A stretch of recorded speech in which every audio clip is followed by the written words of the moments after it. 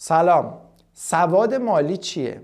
سواد مالی به دانش و مهارتی گفته میشه که بر اساس اون بدونیم چجوری میتونیم کسب پول بکنیم، پول رو حفظ بکنیم، پسنداز بکنیم و اون رو بتونیم درست خرج کنیم و در نهایت سرمایه گذاری بکنیم.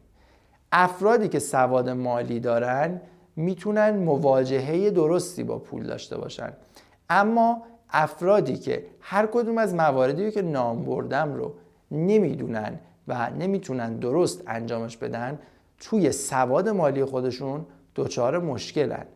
شما چطور؟ آیا سواد مالی کاملی دارید؟ قطعاً سواد مالی باعث میشه که شما بتونید آسایش و آرامش بیشتری رو توی زندگی خودتون داشته باشید. پس حتماً مواردی که مرتبط با مطالب گفته شده است رو